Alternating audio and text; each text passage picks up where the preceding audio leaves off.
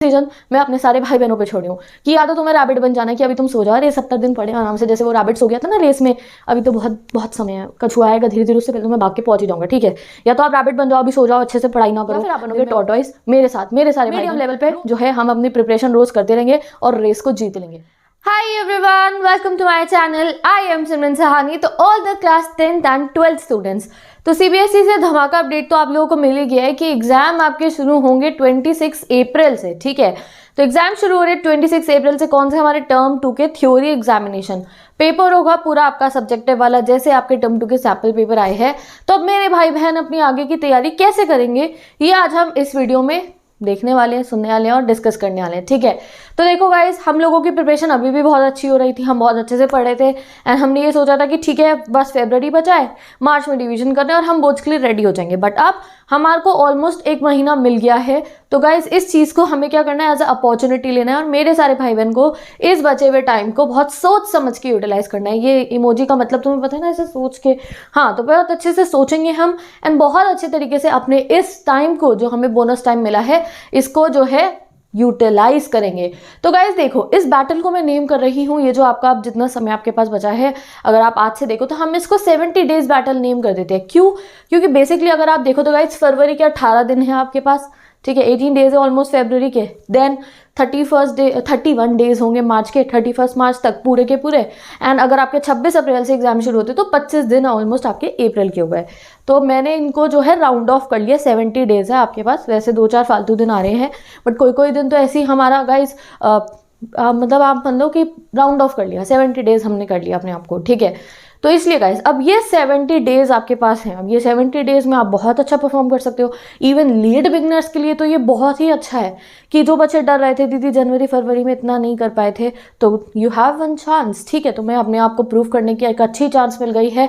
अगर आपका सिलेबस बहुत पीछे भी था, 1-2 चैप्टर भी अगर आपने करे थे, तो अब आप उन चैप्टर्स को अच्छे से कर सकते हो। अब आपको जल्दीबाजी में नहीं करना पड़ेगा कि 1 घंटे में एक चैप्टर कर रहे हो आप लोग, नहीं नहीं नहीं, 5-6 घंटे जितना एक चैप्टर को ज़रूरत होती है उतने समय में आप उन चैप्टर्स को कंप्लीट कर सकते हो। भर भर के प्रीवियस ईयर क्वेश्चन सॉल्व करेंगे हम लोग और 2 बार भी रिवीजन कर सकते हैं। देखो, एग्जाम जब तक हम रिवाइज नहीं करते अधूरा सा रहता है ना। अगर आप कभी कोई अपना एग्जाम देकर आओ, रिवीजन ना कराओ ना, तो घर आके एक मतलब कि बड़ी एक अजीब सी फीलिंग आती है, रिवाइज तो करानी तो कोई गलती ना हो जाए, ठीक है।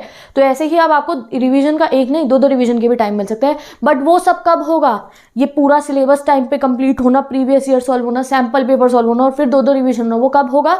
जब इन 70 दिन को हम यूटिलाइज करेंगे। अगर ये सोच लेंगे अरे बहुत समय है, तो ये समय भी कैसे निकल जाएगा पता नहीं चलता। टाइम की सबसे बड़ी स्पेशलिटी क्या है? ये कब बीतता है पता नहीं चलता, ठीक है। आप सोचोगे अरे अभी 70 दिन बचे हैं और कहाँ पेपर आ जाएंगे हमें पता नहीं चलेगा। तो बहुत सोच समझ के each and every day I am here with you guys, time waste नहीं करेंगे। अब तो एंजॉय करते हुए पढ़ेंगे। मैं हमेशा कहती हूँ ना, make it an event and study. Enjoy करते हुए पढ़ेंगे तो भाई एंजॉय भी करेंगे, पढ़ेंगे भी, ठीक है। तो ये सीबीएसई ने सर्कुलर से हमें बता दिया 26 अप्रैल 2022 से आपके एग्जाम शुरू होंगे। टर्म 2 के थ्योरी वाले, वो भी सेंटर पे होंगे, पूरी बोर्ड एग्जाम वाइब्स के साथ में आपके एग्जाम होने वाले आपके अलग अलग सेंटर्स के ऊपर, ठीक है। तो गाइज ये देखो, अभी आप एक और चीज़ मुझे आपको बतानी है। अब आपके पास 18 डेज है फरवरी के, ठीक है, 31 डेज है मार्च के। यहाँ अप्रैल में तो पूरा हमारा रिवीजन ही चल रहा है। मान लो अप्रैल के पूरे में हम रिवीजन ही कर रहे होंगे, ठीक है। अब देखो 18 डेज ये जो फरवरी के गाइज, यहाँ पे काफ़ी सारे बच्चों के प्री बोर्ड्स हैं, प्री बोर्ड्स पीरियोडिकल्स जो आप कहते हो। फरवरी में आपके पीरियोडिकल्स होंगे, तो पीरियोडिकल्स के लिए भी आपको अच्छे से पढ़ना पड़ेगा। तो ये मेक श्योर करना है। बच्चे अगर आपके प्री बोर्ड्स आने वाले हैं तो मुझे प्लीज़ कमेंट सेक्शन में बताओ। And if you want a specific chapter 10th and 12th के बच्चे क्या उनके इंपॉर्टेंट क्वेश्चन, तो वो भी मुझे बताओ कि दीदी हमारा प्री बोर्ड आ रहा है एंड हमें इन चैप्टर्स के क्वेश्चन चाहिए, तो मैं जल्दी उन चैप्टर्स के इंपॉर्टेंट क्वेश्चन अपलोड कर दूँ। क्योंकि चैप्टर्स तो मैंने सब पढ़ा दिए हैं। 10th का SST सिलेबस कंप्लीट है, 10th इंग्लिश कंप्लीट है, 12th इंग्लिश कंप्लीट है, 12th ह्यूमैनिटी, सारे सब्जेक्ट कंप्लीट है। अब कोई ऐसे स्पेसिफिक चैप्टर्स हैं जिनको आपको इंपॉर्टेंट क्वेश्चन चाहिए आप लोगों को अपने सब्जेक्टिव प्री बोर्ड के लिए, तो वो मुझे बता दो। क्योंकि प्री बोर्ड में भी अच्छी मेहनत करके अच्छे नंबर लाने हैं गाइस, ठीक है। एक एक कदम सोच समझ के रखना है हमने। अब आपके जो प्री बोर्ड्स आएंगे, ये नहीं कि ऐसे ही दे दी, नहीं, बहुत अच्छे से पढ़ के फुल मार्क्स लाने हैं। प्री बोर्ड्स में भी बहुत अच्छे से आपको प्री बोर्ड अपना देना है, अपनी तरफ से पूरी मेहनत करनी है। ऐसे ही देने हैं प्री बोर्ड्स भी जैसे बहुत अच्छे आपके फाइनल वाले एग्जाम हो, ऐसे आपको अपने प्री बोर्ड देने हैं। तो यहाँ फरवरी में आपके काफ़ी दिन गाइस प्री बोर्ड में भी निकलेंगे, ठीक है। तो मैनेज करते हुए चलना टाइम को। अब अगर हम देखें, बीच में आपके प्रैक्टिकल्स भी होंगे, specially 10th 12th students. 12 students आपके प्रैक्टिकल्स होंगे। प्रैक्टिकल्स के समय पे हमें रोज़ स्कूल आना जाना होता है एंड काफ़ी ना मतलब कि बहुत दिनों बाद हम स्कूल जाते हैं दोबारा एंड प्रैक्टिकल्स अलग अलग टीचर्स से मिलते हैं, तो उन दिनों में आप इतना अपनी सेल्फ स्टडी पे फोकस नहीं कर पाओगे। पता है, ये फैक्ट है। आपको ये होता है मेरी फाइल सबसे बेस्ट बननी चाहिए, मेरा प्रैक्टिकल अच्छा हो। हम स्कूल में अपने टीचर्स से रोज़ डिस्कशन करते हैं, फ़ोन पे इतनी इतनी देर आप अपने फ्रेंड से बातें करोगे, भाई कल ऐसे जाना है, अच्छा इस टाइम पे ये वो, स्कूल वाले आपको इतने इंस्ट्रक्शन देंगे, एक बार पहले भी बुलाएंगे प्रैक्टिस कराने के लिए, सो ऑन। तो प्रैक्टिकल्स के दिनों पे अगर 1 हफ्ते 2 हफ्ते आपके प्रैक्टिकल चलते हैं, 1 हफ्ते 10 दिन तक, तो उससे थोड़ा सा आप कम फोकस कर पाओगे अपनी सेल्फ स्टडी पे। तो कोई बात नहीं, अब हमारे पास टाइम है, तो इसलिए पहले से ही अपना सारा सिलेबस कंप्लीट करके रखेंगे। और यहाँ 20 दिन अप्रैल के तो हमें कुछ नहीं पता, हमने रिवीजन करना है। तो ये मैं क्यों बता रही हूँ आपको, ये नहीं सोचना है कि बहुत टाइम है और इसे वेस्ट कर देंगे, नहीं। बीच में प्री बोर्ड्स भी आएंगे, हो सकता है सेकेंड प्री बोर्ड भी हो, प्रैक्टिकल भी हो, एंड देन हमारी फाइनल टर्म 2 की बैटल। तो यू कैन सी हेयर कि ये दिन भी है हमारे पास, दिन तो है बट दिन को यूटिलाइज करना है।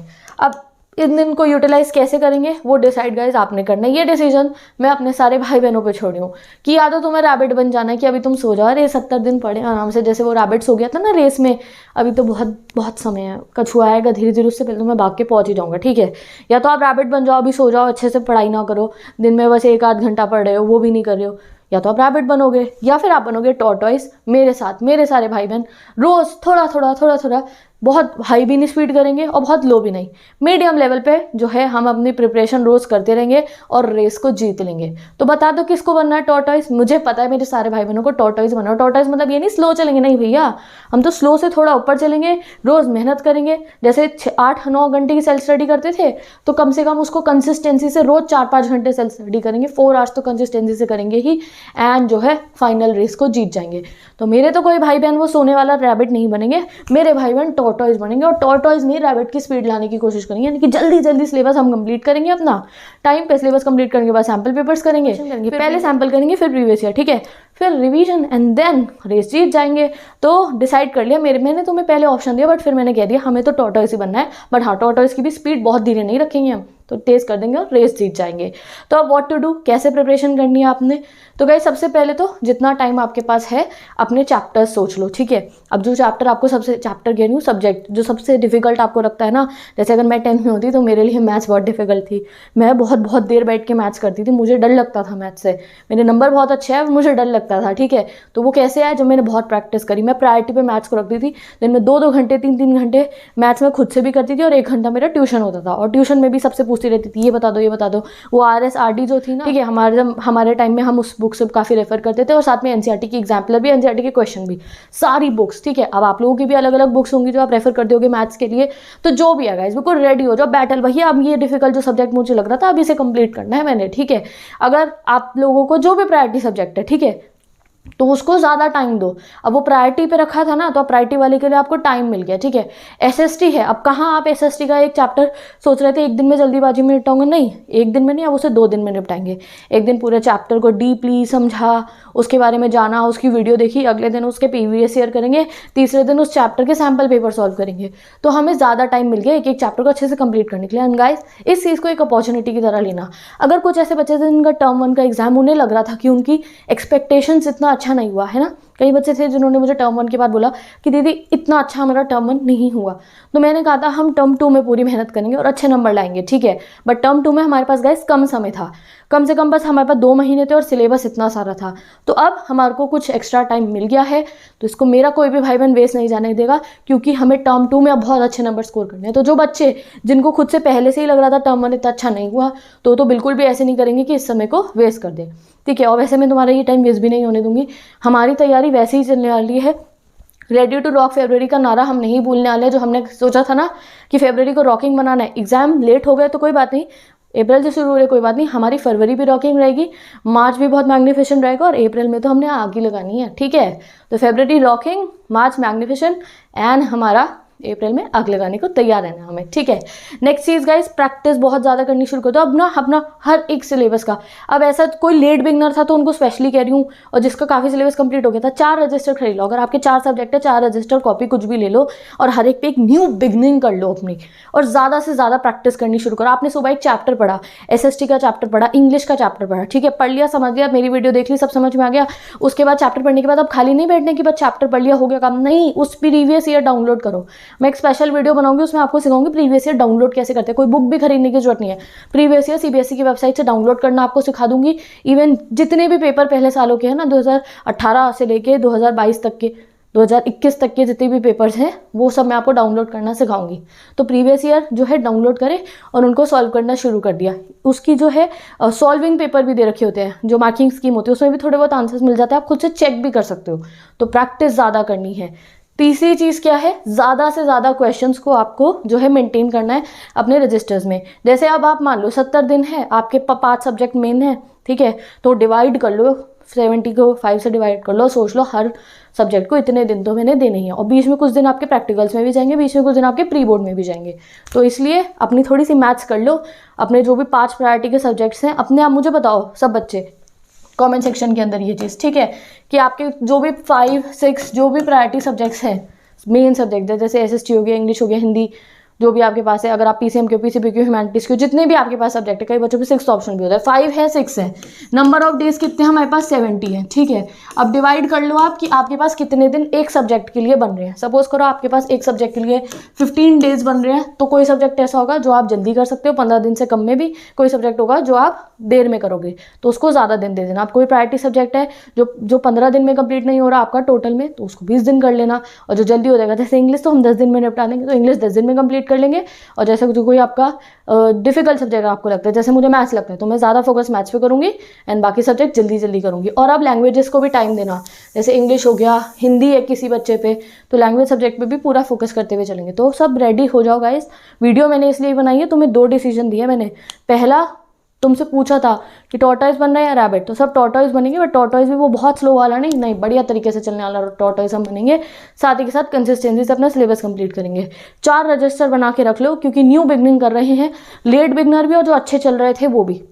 मेजर है आप लोगों के लिए 4 रजिस्टर बनाओ, 5 रजिस्टर अपने मेन सब्जेक्ट से। कोई पुराना था तो उसमें दोबारा ना, एक वो हम जैसे एक नई साइकिल शुरू होती थी, एफए हमारा नया शुरू होता था, तो मैम ऐसे पेपर को यूँ कोन सी बनवा देती थी। तो एक ऐसी पेपर की कोन बना लो और लिख लो। एग्जाम होंगे 26 अप्रैल से शुरू, अब आगे की तैयारी ऐसे मैं करने वाला हूँ, ठीक है। तो उसका एक ऐसा कोन सा बना लो अपने हर रजिस्टर में, अगर वही वाला यूज़ कर रहे हो, नहीं तो 4 नए रजिस्टर्स लो।